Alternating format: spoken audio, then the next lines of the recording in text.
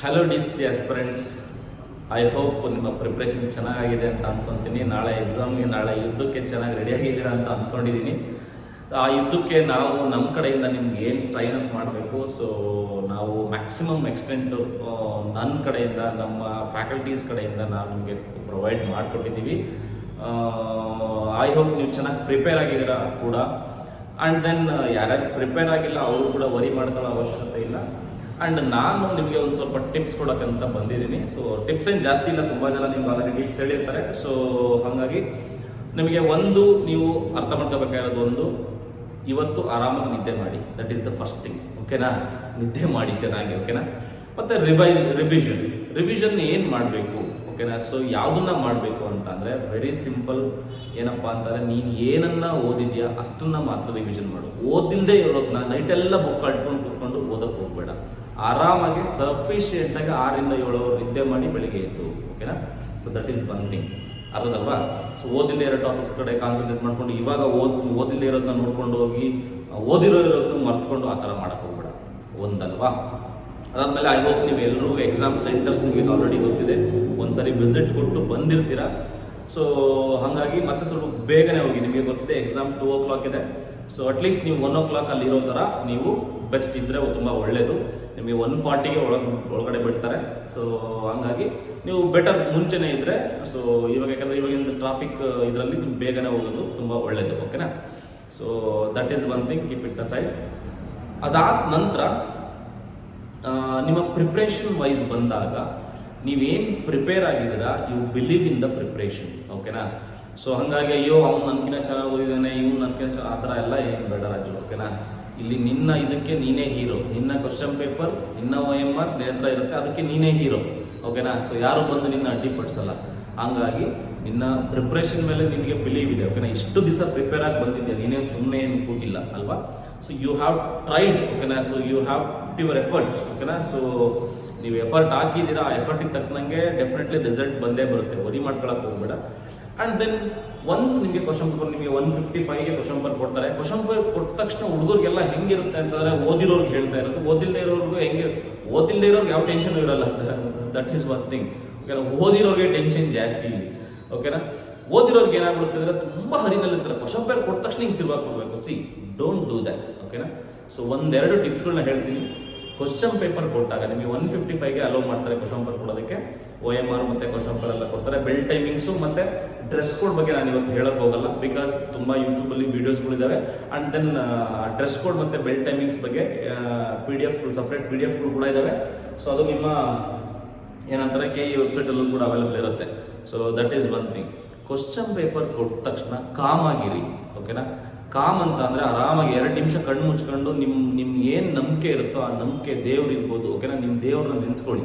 ಓಕೆನಾ? ಸೊ ಒಳ್ಳೇದಾಗಲಪ್ಪ ಅಂತ ಒಂದು ಕಾಮ್ ಆಗಿರಿ, ಪೇಷನ್ಸ್ ಆಗಿರಿ. ಮತ್ತು ಇದೆಲ್ಲ ಬರಬೇಕಂತಂದರೆ ಓಕೆನಾ, ಯಾವಾಗ ಅಂತಂದರೆ ಎಕ್ಸಾಮ್ ಹಾಲ್ಗೆ ಬೇಗ ಹೋಗಿರ್ಬೇಕು ನೀನು. ಓಕೆನಾ? ಲೇಟ್ ಆದ ತಕ್ಷಣ ಟೆನ್ಷನ್ ಜಾಸ್ತಿ ಆಗ್ತಾ ಇರುತ್ತೆ. ಅದಕ್ಕೆ ನಾನು ಹೇಳೋದು 1 hour ಮುಂಚೆ ಎಕ್ಸಾಮ್ ಹಾಲ್ಗೆ ಹೋಗು. That is one thing. ಮತ್ತು ಅಲ್ಲಿ ನಿಮ್ಮ ಫ್ರೆಂಡ್ಸ್ ಜೊತೆ ಮಾತಾಡ್ಕೊಂಡು ಕೂತ್ಕೊಳ್ಳೋದು, ಅದು ಇದು ವಿಷಯಗಳ ಬಗ್ಗೆ ಮಾತಾಡೋದು ಬೇಡ. ಓಕೆನಾ? ಏನಾಗುತ್ತೆ ಅಂದರೆ ಆ ವಿಷಯಗಳು ನಿಮ್ಮ ಮೇಲೆ ಎಫೆಕ್ಟ್ ಮಾಡುತ್ತೆ. ಓಕೆನಾ? ನಿಮ್ಮ ಮೈಂಡ್ನ ಡಿಸ್ಟರ್ಬ್ ಮಾಡುತ್ತೆ. ಮತ್ತು ಅಲ್ಲಿ ನೀವು ಹಾಲ್ ಟಿಕೆಟು, ನಿಮ್ಗೆ ಎಕ್ಸಾಮ್ ರೂಮ್ ನಂಬರ್ ನೋಡೋಕೆ ಹೋಗೋದು, ಅಲ್ಲಿ ಹೋಗ್ಬಿಟ್ಟು ಅವನ ಜೊತೆ ನೂಕೋದು, ಇವ್ನು ನೂಕೋದು, ಅಲ್ಲೊಂದು ಸ್ವಲ್ಪ ಕಿರಿಕ್ ಮಾಡ್ಕೊಳ್ಳೋದು, ಆ ಥರ ಮಾಡಬೇಡ. ಯಾಕಂತ ಅಂದರೆ ಅದು ನಿಮ್ಮ ಮೈಂಡ್, ನಿಮ್ಮ ಮನಸ್ಸಿನ ಮೇಲೆ ಎಫೆಕ್ಟ್ ಆಗುತ್ತೆ. ಅದು ನಿಮ್ಮ ಎಕ್ಸಾಮಿನೇಷನ್ ಮೇಲೆ ಎಫೆಕ್ಟ್ ಆಗುತ್ತೆ. You should not do that. Okay? That is one thing. And examination ಆಲ್ಗೋದಾಗಲೂ ಅಷ್ಟೇ, ನಿಮ್ಮ ಇನ್ವಿಜಿಲೇಟರ್ ಜೊತೆ ಇದನ್ನು ಮಾಡ್ಕೊಳ್ಳೋದಾಗಲಿ, ಅವ್ರು ಏನು ಹೇಳ್ತಾರೆ ಆ ಇನ್ಸ್ಟ್ರಕ್ಷನ್ನ ನೀವು ಕರೆಕ್ಟಾಗಿ ಫಾಲೋ ಮಾಡಬೇಕು. ಓಕೆನಾ? ಸೊ ಅವಾಗ ಏನಾಗುತ್ತೆ, ಕಾಮ್ ಆಗಿರೋ ಅಂದರೆ ಯಾವುದೇ ರೀತಿ ಎಕ್ಸ್ಟರ್ನಲ್ ಫ್ಯಾಕ್ಟರ್ಸ್ ನಿನ್ನ ಎಕ್ಸಾಮಿನೇಷನ್ ಮೇಲೆ, ಬರೆಯೋದ್ರ ಮೇಲೆ ಎಫೆಕ್ಟ್ ಆಗದೆ ಇರೋ ಥರ ನೋಡ್ಕೊಳ್ಳಿ. That is my intention. ಓಕೆನಾ? ಸೊ ಅದು ಕತೆ. ಮತ್ತು ಎಕ್ಸಾಮಿನೇಷನ್ ಕ್ವಶನ್ ಪೇಪರ್ ಬುಕ್ಲೆಟ್ ಕೊಟ್ಟಾಗ, OMR ಕೊಟ್ಟಾಗ 1-2 ನಿಮಿಷ ಮೌನ ತಾಳು. ಓಕೆನಾ? 1-2 ನಿಮಿಷ ಮೌನಾಚರಣೆ. ಓಕೆನಾ? ಕೂತ್ಕೊಂಡು ಕಣ್ಣು ಮುಚ್ಕೊಂಡು ನಿಮ್ಗೆ ಏನು ನಂಬಿಕೆ ಇದೆಯೋ ಆ ನಂಬಿಕೆ ಮೇಲೆ ನೀನು ಕರೆಕ್ಟಾಗಿ ಕೂತ್ಕೊಂಡು 2 ನಿಮಿಷ ಟೈಮ್ ಸ್ಪೆಂಡ್ ಮಾಡು. ಅದಾದಮೇಲೆ ಕೂಲಾಗಿ ಕ್ವಶನ್ ಪೇಪರ್ ಓಪನ್ ಮಾಡು, ಬುಕ್ಲೆಟ್ ಓಪನ್ ಮಾಡು. ಬುಕ್ಲೆಟಲ್ಲಿ ನಿಮಗೆ ಗೊತ್ತಿದೆ ಎಲ್ಲ 5 ಸಬ್ಜೆಕ್ಟು ಸಪ್ರೇಟ್ ಕೊಟ್ಟಿರ್ತಾರೆ ಕ್ವಶನ್ಸ್ಗಳನ್ನ. ನೀನು ಯಾವ ಸಬ್ಜೆಕ್ಟ್ನ ಚೆನ್ನಾಗಿ ಪ್ರಿಪೇರ್ ಆಗಿದೆಯಾ ಅಂತ ನಿನಗೆ ಗೊತ್ತಿರುತ್ತೆ. ಓಕೆನಾ? ಸ್ವಲ್ಪ ಜನಕ್ಕೆ PMS ಚೆನ್ನಾಗಿ ಓದಿರ್ತಾರೆ, ಸ್ವಲ್ಪ ಜನ ಮ್ಯಾಥಮೆಟಿಕ್ಸ್ ಚೆನ್ನಾಗಿ ಓದಿರ್ತಾರೆ, ಸ್ವಲ್ಪ ಜನ IT ಸ್ಕಿಲ್ಸ್ ಅಲ್ಲಿ ಸ್ಟ್ರಾಂಗ್ ಇರ್ತಾರೆ. ನೀವು ಯಾವ ಸಬ್ಜೆಕ್ಟ್ನ ಚೆನ್ನಾಗಿ ಓದಿರೋ ಆ ಕ್ವಶನ್ಸು ಒಂದೇ ಕಡೆನೇ ಇರ್ತವೆ, ಓಕೆನಾ. ಏನು ವರಿ ಮಾಡೋ ಅವಶ್ಯಕತೆ ಇಲ್ಲ. ಆ ಕ್ವಶನ್ಸ್ಗಳನ್ನ ಫಸ್ಟ್ ಅಟೆಂಡ್ ಮಾಡಿ, ಓಕೆನಾ. ನೀವು ಪ್ರಿಪೇರ್ ಆಗಿರುವಂಥ ಪಾರ್ಟ್ನ ಫಸ್ಟ್ ಅಟೆಂಡ್ ಮಾಡಿ. ಅದಾದ ನಂತರ ನೀವು ಯಾವುದು ಪ್ರಿಪೇರ್ ಆಗಿಲ್ಲ, ಯಾಕಂದ್ರೆ ಪ್ರಿಪೇರ್ ಆಗಿಲ್ಲದೆ ಇರೋದನ್ನ ನೀನು ಎಷ್ಟನ್ನ ಟೈಮ್ ಸ್ಪೆಂಡ್ ಮಾಡಿದ್ರು ಅಷ್ಟೇ ಕತೆ ಅಲ್ಲದಲ್ವಾ.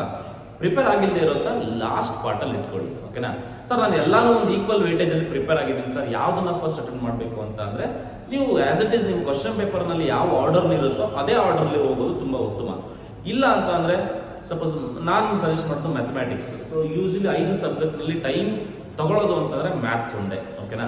ಸೊ 20 ಕ್ವಶನ್ ನಿಮ್ಗೆ ಸ್ವಲ್ಪ ಟೈಮ್ ತಗೋಬಹುದು, ಮ್ಯಾಥ್ಸ್ನ ಇಟ್ಕೊಳ್ಳಿ. ಅದಾದ್ಮೇಲೆ I recommend FEEE or stats, ಓಕೆನಾ. ಸೊ ಅದಾದ್ಮೇಲೆ ನಿಮಗೆ IT ಸ್ಕಿಲ್ಸ್ ಇರುತ್ತೆ, PMS ಅವೆಲ್ಲ ನಿಮಗೆ ಮೋಸ್ಟ್ ಆಫ್ ದಿ ಎಲ್ಲ ಥಿಯರಿ ಪಾರ್ಟ್ ಇರೋದ್ರಿಂದ ನಿಮ್ಗೆ ಅಷ್ಟೊಂದೇನು ಟೈಮ್ ತಗೊಳ್ಳಲ್ಲ. ಸೊ ಹಂಗಾಗಿ ನೋಡಿ ನಿಮ್ಮ ಪ್ರಿಪ್ರೇಷನ್ ಹೆಂಗಿದೆ. ನಾನು ಅದನ್ನೇ ತಗೊಳ್ಳಿ ಅಂತ ಹೇಳೋದಕ್ಕೂ ಆಗೋದಿಲ್ಲ, ಓಕೆನಾ. It all depends on your preparation. So that is one thing ಅಷ್ಟೇದಲ್ವಾ. ಮತ್ತಿನ್ನೊಂದು ಅದೇ ಮತ್ತೆ ಮೊದಲನೇ ಹೇಳ್ದಂಗೆ ಎಕ್ಸ್ಟರ್ನಲ್ ಫ್ಯಾಕ್ಟರ್ಸ್ ನೀವು ಬರೆಯೋ ಎಕ್ಸಾಮ್ನ ಅಫೆಕ್ಟ್ ಮಾಡಬಾರ್ದು. ಆ ಥರ ನೋಡ್ಕೊಳ್ಳಿ. ಬೆಳಗ್ಗೆ ಬೇಗ ಎದ್ದಾಡಿ, ಓಕೆನಾ. ಇವತ್ತು ಆರಾಮಾಗಿ ನಿದ್ದೆ ಮಾಡಿ. ಈ ವಿಡಿಯೋ ನೋಡ್ತಿಲ್ಲೋ ಗೊತ್ತಿಲ್ಲ ನನಗೆ. ಇವಾಗ ಆರಾಮಾಗಿ ನಿದ್ದೆ ಮಾಡಿ ಸಫಿಷಿಯೆಂಟ್ ಆಗಿ. ಮತ್ತೆ ಬೆಳಗ್ಗೆ ಎದ್ದ ತಕ್ಷಣ ಎಲ್ಲ ಅಳ್ಕೊಂಡು ಕುತ್ಕೊಳ್ಳೋಕೆ ಹೋಗ್ಬೇಡಿ 150, ಓಕೆನಾ. ಸೊ ಆ ಥರ ಎಲ್ಲ ಮಾಡಕ್ ಹೋಗ್ಬೇಡಿ. ನೀವು ಏನು ಪ್ರಿಪೇರ್ ಆಗಿದ್ದೀರಾ ಆರಾಮಾಗಿ ಏನು ಕೂಲಾಗಿ ಕಾಮಾಗಿ ಹೋಗಿ ಎಕ್ಸಾಮ್ ಬರೀರಿ, ಓಕೆನಾ. ಒಳ್ಳೆ ರಿಸಲ್ಟ್ ಬಂದೇ ಬರುತ್ತೆ, ಓಕೆನಾ. ನೀವು ಕರೆಕ್ಟಾಗಿ ಪ್ರಿಪೇರೇ ಆಗಿದ್ರಿ ಅಂತ ಅಂದ್ರೆ ಡೆಫಿನೆಟ್ಲಿ ನಿಮ್ಗೆ ಒಳ್ಳೆ ರಿಸಲ್ಟ್ ಕಾದಿರುತ್ತೆ. ಮತ್ತೆ ಎಕ್ಸಾಮಿನೇಷನ್ ಅಲ್ಲಿ ತುಂಬಾ ಜನ ಏನ್ ಮಾಡ್ತೀರಾ ಅಂತಂದ್ರೆ ತುಂಬಾ ಸೈಂಟಿಸ್ಟ್ ತರ ಯೋಚನೆ ಮಾಡಿ ಹೋಗ್ತೀರಾ. DCET ಎಕ್ಸಾಮ್ ಆ ಲೆವೆಲ್ಗೆ ಏನು ಇರೋದಿಲ್ಲ, ಓಕೆ. ಕಾಮನ್ ಸೆನ್ಸ್ ಜಾಸ್ತಿ ವರ್ಕ್ ಆಗುತ್ತೆ ಇಲ್ಲಿ, ಓಕೆ. ತುಂಬಾ ಏನೇನೋ ಯೋಚನೆ ಮಾಡ್ತಿದ್ದ you just think common sense ತರನೇ ಯೋಚನೆ ಮಾಡಬೇಕು. ಕ್ವಶನ್ಸ್ಗಳಿಗೆ ತುಂಬಾ ಈಸಿಯಾಗಿರುತ್ತೆ. ಯಾವುದೇ ಸಬ್ಜೆಕ್ಟ್ನಲ್ಲೂ ಕೂಡ 5 ಏನಿದೆ ಸಬ್ಜೆಕ್ಟ್ಸ್ ಇದಾವೆ, 1-2 ಕ್ವಶನ್ ಟ್ವಿಸ್ಟ್ ಮಾಡ್ಬೋದು ಅಷ್ಟೇ, ಓಕೆನಾ. ಅದ್ರ ಮೇಲೆ ಜಾಸ್ತಿ ಕ್ವಶನ್ಸ್ನ ಟ್ವಿಸ್ಟ್ ಮಾಡೋಕ್ಕಾಗಲ್ಲ. ಹಂಗಾಗಿ ಆರಾಮಾಗಿ ಕೂಲಾಗಿ ಕಾಮಾಗಿ ಇರಿ, ಓಕೆನಾ. ಅಂಡ್ ಈ ದಿಕ್ಕಿನಲ್ಲಿ ನಾವು ನಮ್ಮ ಅಭ್ಯಾಸ ಅಕಾಡೆಮಿ ಕಡೆಯಿಂದ ನಾನು ಒಂದು ಜಸ್ಟಿಸ್ ಕೊಟ್ಟಿದ್ದೀನಿ ಅಂತ ನನ್ಗನ್ಸಿದೆ. ಐ ಡೋಂಟ್ ನೋ ನಾನು ಎಷ್ಟು ಮಟ್ಟಿಗೆ ಜಸ್ಟಿಸ್ ಕೊಟ್ಟಿದ್ದೀನಿ ಅಂತ. ಮತ್ತೆ ನಾವು ಹೇಳ್ದಂಗೆ ನಾವು ಎಲ್ಲಾ ಕ್ಲಾಸಸ್ ಫುಲ್ 5 ಕ್ಲಾಸಸ್ನ ಫ್ರೀಯಾಗಿ ಯೂಟ್ಯೂಬಲ್ಲೂ ಬಿಟ್ಟಿದ್ವಿ. ಮತ್ತೆ ಇವತ್ತು ಕುತ್ಕೊಂಡು ಯೂಟ್ಯೂಬಲ್ಲಿ ನೋಡಕ್ ಹೋಗ್ಬೇಡಿ. ತುಂಬಾ ಜನ ನನಗೆ ಗೊತ್ತಿದೆ ಯೂಟ್ಯೂಬಲ್ಲಿ ಟೈಮ್ ಸ್ಪೆಂಡ್ ಮಾಡ್ತಿರ್ತೀವಿ. ದಯವಿಟ್ಟು ಯೂಟ್ಯೂಬಲ್ಲಿ ಟೈಮ್ ಸ್ಪೆಂಡ್ ಮಾಡಬೇಡಿ, ಓಕೆನಾ. ಇವಾಗಲೂ ನನ್ನ ವಿಡಿಯೋಸ್ ವಾಚ್ ಮಾಡಕ್ ಹೋಗ್ಬೇಡಿ. ಯಾಕಂತ ಅಂದ್ರೆ ಈ ವಿಡಿಯೋ ವಾಚ್ ಮಾಡಿ, ನೆಕ್ಸ್ಟ್ ನಾನು ಕ್ಲಾಸಸ್ ವಿಡಿಯೋಸ್. ಯಾಕಂತ ಅಂದ್ರೆ ಇದು ಟೈಮ್ ಅಲ್ಲ, ಓಕೆನಾ. ನೀವು ಯೂಟ್ಯೂಬಲ್ಲಿ ಅದನ್ನ ಹೇಳಿದ್ದೀನಿ. ಇವಾಗ ಪ್ರಿಪೇರ್ ಆಗಲಿಕ್ಕೆ ಚಾನ್ಸೇ ಇಲ್ಲ. ಪ್ರಿಪೇರ್ ಆಗಿರ್ಬೇಕಾದ್ರೆ ರಿವಿಷನ್ ಇದ್ದಾಗ ಯಾವ್ದಾದ್ರು ಒಂದು ವಿಡಿಯೋ ಗೊತ್ತಾಗಿಲ್ಲ ಅಂತ ನೋಡ್ಕೊಳ್ಳಿ. ಅಲ್ಲ ಅಂತಂದ್ರೆ ರಿವಿಷನ್ ಸಿಂಪಲ್ ಆಗಿ ಮಾಡ್ಕೊಳ್ಳಿ. ನೀವೇ ಓನ್ ನೋಟ್ಸ್ ಪ್ರಿಪೇರ್ ಮಾಡಿರ್ತೀರಾ, ಅದ್ರ ಪ್ರಕಾರ ನೀವು ನೋಡ್ತಾ ಹೋಗ್ಬೋದು. And one thing I can say all the best ಅಷ್ಟೇ. ಚೆನ್ನಾಗಿ ಮಾಡಿ, ಬಿಲೀವ್ ಇನ್ ಯುವರ್ ಸೆಲ್ಫ್. ನಿಮ್ಮ ಪ್ರಿಪ್ರೇಷನ್ ಮೇಲೆ ಬಿಲೀಫ್ ಇರಲಿ. ಹಾಗಾಗಿ ಹರಿ ಮಾಡ್ಕೊಳಕ್ ಹೋಗ್ಬೇಡಿ. ಸೊ ಕಾಮ್ ಆಗಿ ಕೂಲಾಗಿ ಎಕ್ಸಾಮ್ ಬರೀರಿ, ಇಷ್ಟು ಮಾತ್ರ ಹೇಳ್ತೀನಿ. ಸೊ ಇದ್ರ ಜೊತೆಗೆ next after the exam key answer ಇಂದ ಹಿಡಿದು ನಿಮ್ಮ ಆಪ್ಷನ್ ಎಂಟ್ರಿ ಏನಿದೆ, ನಿಮ್ಮ ರ್ಯಾಂಕಿಂಗ್ ಇಂದ ಹಿಡಿದು ಆಪ್ಷನ್ ಎಂಟ್ರಿಯಿಂದ ಹಿಡಿದು ನಿಮ್ಮ ಕಾಲೇಜ್ ಸೆಲೆಕ್ಷನ್ ಕಂಪ್ಲೀಟ್ ಆಗಿ ಇನ್ನು ಮುಂದೆ. ಯಾಕಂದ್ರೆ ನೀವು ನನಗೆ ಕೊಟ್ಟಿರೋ ಸಪೋರ್ಟು ತುಂಬಾ ದೊಡ್ಡದು, ಓಕೆನಾ. ಸೊ ನನ್ಗೆ ಆ ಸಪೋರ್ಟ್ಗೆ ನಾನು ಚಿರಋಣಿಯಾಗಿರ್ತೀನಿ. You have given a tremendous support, ಓಕೆನಾ. ಸೊ ನಾನು ತುಂಬಾ ಖುಷಿ ಪಟ್ಟಿದ್ದೀನಿ ಇದರಿಂದ. ಹಂಗಾಗಿ ಇದನ್ನ ನಾನು ವಾಪಸ್ ಕೊಡಬೇಕು, ಯಾವ್ದ್ರ ಮುಖಾಂತರ ವಾಪಸ್ ಕೊಡ್ಬೋದು ಅಂತಂದ್ರೆ ನಿಮಗೆ ಒಂದು ಗೈಡ್ ಮುಖಾಂತರ. ಸೊ ನಾನು ಆಲ್ರೆಡಿ ನಾನು ಎಲ್ಲಾ ಕ್ಲಾಸಸ್ಗಳು ಫ್ರೀಯಾಗಿ ಬಿಟ್ಟಿದ್ದೀನಿ ನಿಮಗೆ. ಸೊ ಅದನ್ನೆಲ್ಲ ವಾಚ್ ಮಾಡಿದ್ದೀರಾ ಅಂತ ಅನ್ಕೊಂತೀನಿ. ಆ ಥರ ಉದ್ದೇಶದಲ್ಲಿ ನಾನು ಮಾಡಿದ್ದೀನಿ ಡೆಫಿನೆಟ್ಲಿ. ಜೊತೆಗೆ ನಿನ್ನ ಮುಂದಿನ, ಓಕೆನಾ, ನಿಮ್ಮ ಕೌನ್ಸಲಿಂಗ್ ಇರ್ಬೋದು, ಕಾಲೇಜ್ ಸೆಲೆಕ್ಷನ್ ಇರ್ಬೋದು, ನಿಮಗೆ ಹೆಂಗೆ ಸೀಟ್ ಮ್ಯಾಟ್ರಿಕ್ಸ್ ವರ್ಕ್ ಆಗುತ್ತೆ, ನಿಮ್ಮ ಯಾವ ಥರ ಸೆಲೆಕ್ಷನ್ ಮಾಡೋದು, ನಿಮ್ಮ ರ್ಯಾಂಕಿಂಗ್ ಯಾವ ಕಾಲೇಜ್ ಸಿಗಬಹುದು, ಯಾವ್ದು ಸಿಗಲ್ಲ, ಪ್ರಿಡಿಕ್ಷನ್ ಮಾಡೋದಿರ್ಬೋದು, ಇದ್ರ ಬಗ್ಗೆ ಎಲ್ಲ ಡೆಫಿನೆಟ್ಲಿ ಗೈಡ್ ಮಾಡ್ತೀವಿ. ಅದೇ ಥರ ನಿಮ್ಮ ಏನಿದೆ ನಾವು ಲಾಸ್ಟ್ ಅಪ್ಲಿಕೇಶನ್ ಹಾಕೋದ್ರಲ್ಲಿ ನಾವು ನಿಮಗೆ ಹೆಂಗೆ ಹೆಲ್ಪ್ ಮಾಡಿದ್ವಿ, ಎಲ್ಲ ಥರದ್ರಲ್ಲೂ ಕೂಡ ಎಷ್ಟೋ ಜನಕ್ಕೆ ಅಪ್ಲೈ ಮಾಡ್ಕೊಡ್ವಿ. ಅದೇ ಥರ ಡೆಫಿನೆಟ್ಲಿ ನಿಮ್ಮ ಕೌನ್ಸಲಿಂಗ್ ಇರ್ಬೋದು, ಆಪ್ಷನ್ ಎಂಟ್ರಿ ಇರ್ಬೋದು, ಅದನ್ನೆಲ್ಲ ಡೆಫಿನೆಟ್ಲಿ ನಾವು ಮಾಡ್ಕೊಡ್ತೀವಿ. ಸೊ ಈ ಉದ್ದೇಶದಲ್ಲಿ ನಾವು ತುಂಬ ವರ್ಕ್ ಮಾಡಿ, ನಮ್ಮ ಟೀಮ್ ಇದೆ, ಆ ಟೀಮ್ ಕೂಡ ವರ್ಕ್ ಮಾಡಿ ನಿಮ್ಗೆ ಯಾವ್ದನ್ನ ಒಳ್ಳೇದು ಮಾಡ್ಬೋದು, ಡೆಫಿನೆಟ್ಲಿ ವಿಲ್ ಡೂ ದಟ್, ಓಕೆನಾ. ಸೊ ಅದನ್ನೆಲ್ಲ ಸೈಡಿಗೆ ಇಟ್ಕೊಳ್ಳೋಣ. ನಿಮ್ಮ ಎಕ್ಸಾಮ್ ಕಡೆ ಫೋಕಸ್ ಮಾಡಿ. ಇವತ್ತು ಒಂದು ದಿವಸ, ಇಷ್ಟು ದಿವಸ ಪ್ರಿಪೇರ್ ಆಗಿರೋದು, ನಾಳೆ ಒಂದು ದಿವಸ ಯುದ್ಧಕ್ಕೆ ಹೋಗ್ತಿದ್ದೀರಾ. ಅಂಡ್ ಏನೇನು ತಗೊಂಡೋಗ್ಬೇಕು, ಏನೇನು ತಗೊಂಡೋಗ್ಬಾರ್ದು, ನಿಮ್ಮ ಡ್ರೆಸ್ ಕೋಡ್ ಅದೆಲ್ಲ ಗೊತ್ತಿದೆ ಅನ್ಸುತ್ತೆ. ಜಾತ್ರೆ ಥರ ಹಾಕೊಂಡು ಹೋಗ್ಬೇಡ್ರಿ. ಆರಾಮಾಗಿ ಸಿಂಪಲ್ ಆಗಿರ್ಬೇಕು. ಫುಲ್ ಸ್ಲೀವ್ ಹಾಕೊಂಡು ಹೋಗ್ಬಾರ್ದು, ಹಾಫ್ ಸ್ಲೀವ್ ಹಾಕೊಂಡು ಹೋಗ್ಬೇಕು. ನೀಟಾಗಿ ಹೆಂಗೆ ಬೆಟರ್ ಏನಪ್ಪಾ ಅಂತಂದ್ರೆ ನಿಮ್ಮ ಕಾಲೇಜ್ ಯೂನಿಫಾರ್ಮ್ ಇದೆಯಲ್ಲೋ ಅದನ್ನ ಹಾಕೊಂಡು ಹೋಗ್ರಮ್ಮ. ಹುಡುಗಿರು ಅಷ್ಟೇ ಸಿಂಪಲ್ ಡ್ರೆಸ್ ಹಾಕೊಂಡು ಹೋಗ್ರಮ್ಮ. ನೀವು ಜಾತ್ರೆ ಥರ ಮದುವೆಗೆ ಹೋಗೋ ಥರ ಮದುವೆಗೆ ಹೋಗಿದ್ದೀರಾ ಆಮೇಲೆ, ಓಕೆನಾ? ಆಮೇಲೆ ಅದು ಎಕ್ಸಾಮ್ಗೆ ಬಿಡಿಸ್ಕೊಳ್ಳಲ್ಲ ಅದು, ಓಕೆನಾ? ಆಮೇಲೆ ನಮ್ಮ ಮನೇಲಿ ಒಡವೆ ಅವ್ನು ಯಾರೋ ಬರ್ತಾನೆ ಇನ್ಸ್ಟಾಗ್ರಾಮಲ್ಲಿ ಇಷ್ಟು ಗೋಲ್ಡ್ ಎಲ್ಲ ಹಾಕೊಂಡು ನೀನು ಆಮೇಲೆ ಹಾಕಿಕೊಂಡು ಹೋಗಿದ್ಯಾ? ಕ್ಯಾಲ್ಸಿ ಗಿಲ್ಸಿ ಅವೆಲ್ಲ ಏನೂ ಇಲ್ಲ, ಅಲೋ ಇಲ್ಲ. ಬೆಲ್ಟು ಗಿಲ್ಟು ಅವೆಲ್ಲ ಏನು. ಡ್ರೆಸ್ ಕೋಡ್ ನೋಡ್ಕೊಳ್ಳೋಗಿ ಸರ್. ಡ್ರೆಸ್ ಕೋಡಲ್ಲಿ ಏನು ಹೇಳಿದ್ದಾರೆ ಸೊ ಅದನ್ನು ಫಾಲೋ ಮಾಡ್ಕೊಂಡು ಹೋಗಿ. That is the one thing. ಮತ್ತೆ ಇನ್ನೊಂದು ಎಕ್ಸಾಮ್ ಬರಿಬೇಕಾದ್ರೆ ಒಂದು ಟಿಪ್ಸ್ ಏನಪ್ಪಾ ಅಂತ ಅಂದ್ರೆ, ಎಕ್ಸಾಮ್ ಬರಿಬೇಕಾದ್ರೆ ನೀವೇನಾಗ್ಬಿಡುತ್ತೆ ಅಂತಂದ್ರೆ, ತುಂಬಾ ಜನ ಒಂದು ಕ್ವಶನ್ ನಂಬರ್ 1 ಇರುತ್ತೆ. ಕ್ವಶನ್ ನಂಬರ್ 1 ಆನ್ಸರ್ ಗೊತ್ತಾಗುತ್ತೆ, ಮತ್ತೆ ಅಲ್ಲೇನೆ OMR ಮಾರ್ಕ್ ಮಾಡಕ್ ಹೋಗ್ತೀಯಾ. ಅದು ನನಗನ್ಸಿದ ಪ್ರಕಾರ ದಟ್ ಈಸ್ ನಾಟ್ ಅಪ್ರೋಪ್ರಿಯೇಟ್ ಅಂತ ಅನ್ಕೊಂತೀನಿ. ಫಸ್ಟ್ ಏನ್ ಮಾಡಿ, ನಿಮ್ಮ ಬುಕ್ಲೆಟ್ ಕೊಟ್ಟಿರ್ತಾರಲ್ಲ, ಬುಕ್ಲೆಟ್ ಅಲ್ಲಿ ನೀವು ಎಲ್ಲಿ ಬೇಕಾದ್ರೂ ಬರಿಬಹುದು ರಾಜು, ಓಕೆನಾ? ಒಂದು ಅರ್ಥ ಮಾಡ್ಬೋದು. ಒಂದು ಬುಕ್ಲೆಟ್ ಕೊಡ್ತಾರೆ, ಆ ಬುಕ್ಲೆಟ್ ಅಲ್ಲಿ ಎಲ್ಲಿ ಬೇಕಾದ್ರೂ ನೀವು ಬರಿಬಹುದು. ಕ್ವಶನ್ ಮೇಲೆನೆ ಗೀಚು, ಕೆಳಗೆ ಜಾಗ ಇರುತ್ತೆ, ಹಿಂದೆಗಡೆ ಜಾಗ ಇರುತ್ತೆ, ಎಲ್ಲಾ ಕಡೆ ಬರಿ. ಓಕೆ, OMR ಹಿಂದೆಗಡೆ ಜಾಗ ಇರುತ್ತೆ, ಆಮೇಲೆ OMR ಹಿಂದೆಗಡೆ ಬರ್ದಿರ್ತೀಯ ಆಮೇಲೆ, ಓಕೆನಾ? OMR ನ ಸೈಡಿಗೆ ತಳ್ಳಿಬಿಡು. ಫಸ್ಟ್ ಅವ್ರು ಏನು ಇನ್ಸ್ಟ್ರಕ್ಷನ್ ಕೊಡ್ತಾರೆ ಬಂದ ತಕ್ಷಣ ನಿಮ್ಮ ವರ್ಷನ್ ಕೋಡ್ ಇರ್ಬೋದು, ನಿಮ್ಮ ಬುಕ್ಲೆಟ್ ಕೋಡ್ ಇರ್ಬೋದು, ಮತ್ತೆ ನಿಮ್ಮ ರಿಜಿಸ್ಟರ್ ನಂಬರ್ ಇರ್ಬೋದು, ಎಲ್ಲ ಏನೇನು ಪರ್ಟಿಕ್ಯುಲರ್ಸ್ ಇರುತ್ತೆ ಎಲ್ಲ ಎಂಟ್ರಿ ಮಾಡಿ ಸೈಡಿಗೆ ತಳ್ಳಿ. ಅದನ್ನ OMR ನ ಸೈಡಿಗೆ ಇಟ್ಬಿಟ್ಟು ಫಸ್ಟ್ ನೀವು 100 ಕ್ವಶನ್ಸ್ಗೂ ಆನ್ಸರ್ ಮಾಡಿ. ಆನ್ಸರ್ ಮಾಡಿದಾದ್ಮೇಲೆ ಕೊನೆ 20 ನಿಮಿಷನ OMR ನ ಫಿಲ್ ಮಾಡ್ಬೇಕಂತಾನೆ ಇಟ್ಕೊಳ್ಳಿ, ಓಕೆನಾ? ಯಾಕೆಂತಂದ್ರೆ ಮತ್ತೆ OMR ನ ಫಿಲ್ ಮಾಡ್ಬೇಕಲ್ಲ, ಅದರಲ್ಲೂ ಒಂದು ಡಿಮೆರಿಟ್ ಇದೆ. ಸೀಕ್ವೆನ್ಸ್ ನ ರಾಂಗ್ ಮಾಡಕ್ ಹೋಗ್ಬೇಡಿ. ಸೀಕ್ವೆನ್ಸ್ ತುಂಬಾ ಮಿಸ್ ಆಗೋ ತರ ಇರುತ್ತೆ. ಸೀಕ್ವೆನ್ಸ್ ಕ್ವಶನ್ ನಂಬರ್ ನೋಡ್ಕೊಂಡು ಕರೆಕ್ಟಾಗಿ ಮಾರ್ಕ್ ಮಾಡ್ಕೊಂತ ಹೋಗಿ, ಓಕೆನಾ? ದಟ್ ಈಸ್ ಒನ್ ಥಿಂಗ್, ಓಕೆನಾ?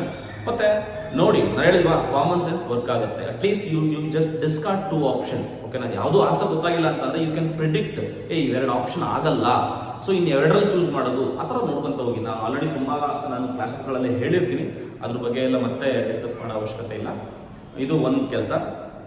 ಇದ್ರ ಜೊತೆಗೆ ನೀವು ಎಕ್ಸಾಮ್ ಆದ್ಮೇಲೆ ಕೀ ಆನ್ಸರ್ ಅದ್ರ ಬಗ್ಗೆ ಎಲ್ಲ ನಾನು ಹೇಳ್ತೀನಿ, ಓಕೆನಾ? ಸೊ ಎಕ್ಸಾಮ್ ಆದ ತಕ್ಷಣನೇ ಕೀ ಆನ್ಸರ್ ನಾವು ಪ್ರೊವೈಡ್ ಮಾಡ್ತಾ ಹೋಗ್ತೀವಿ. ಸೊ ಇದನ್ನೆಲ್ಲ ನಿಮಗೆ ನೆಕ್ಸ್ಟ್ ಕಾಲೇಜ್ ಸೆಲೆಕ್ಷನ್, ಕೌನ್ಸಿಲಿಂಗ್, ಪ್ರತಿಯೊಂದು ನಿಮ್ಗೆ ಯಾವ ಕಾಲೇಜು ಎಲ್ಲ ಬೇಕು ಅಂತಂದ್ರೆ ನಾನು ಡಿಸ್ಕ್ರಿಪ್ಷನ್ ಅಲ್ಲಿ ಟೆಲಿಗ್ರಾಮ್ ಲಿಂಕ್ ಹಾಕಿರ್ತೀನಿ. ಟೆಲಿಗ್ರಾಮ್ ಮೇನ್ ಆಗಿ ಟೆಲಿಗ್ರಾಮಿಗೆ ಜಾಯ್ನ್ ಆಗಿ, ಅದ್ರಲ್ಲಿ ನಿಮಗೆ ಸೀಟ್ ಮ್ಯಾಟ್ರಿಕ್ಸ್ ಇಂದ ಹಿಡಿದು ನೆಕ್ಸ್ಟ್ ಪ್ರತಿಯೊಂದು ಎಲ್ಲಾನು ಅಪ್ಡೇಟ್ ಕೊಡ್ತಾ ಹೋಗ್ತೀನಿ. ಇನ್ನು ಮುಂದೆ ನಂದು ಅದೇ ಅಪ್ಡೇಟ್, ಓಕೆನಾ? ಕ್ಲಾಸಸ್ ಎಲ್ಲ ಮುಗಿದೋಯ್ತು, ಎಕ್ಸಾಮು ಮುಗಿದೋಯ್ತು. ಇನ್ನು ಮುಂದೆ ಎಲ್ಲ ನಿಮ್ಗೆ ಏನೇನು ಕೊಡಬೇಕು ಅದನ್ನ definitely will update you each and every day. ನಾನು ಅಪ್ಡೇಟ್ ಮಾಡ್ತಾ ಹೋಗ್ತೀನಿ. So that is what I can say. ಕೊನೆಗೆ ಖುಷಿ ಆಯಿತು ನನ್ನ ಪ್ರಯತ್ನಕ್ಕೂ ನಿಮ್ಮ ಬೆಂಬಲಕ್ಕೂ, ಓಕೆನಾ? ಸೊ ಕೊನೆಯದಾಗಿ ಏನು ಹೇಳೋಕ್ಕಾಗಲ್ಲ, all the best my army, ಓಕೆನಾ? ಒಳ್ಳೇದಾಗಲಿ ಎಲ್ರಿಗೂ, ಓಕೆನಾ? ಇನ್ನೇನು ಹೇಳೋಕ್ಕಾಗಲ್ಲ. ಖುಷಿ ಆಗ್ತದೆ. Thank you so much. Have a nice day. Bye bye.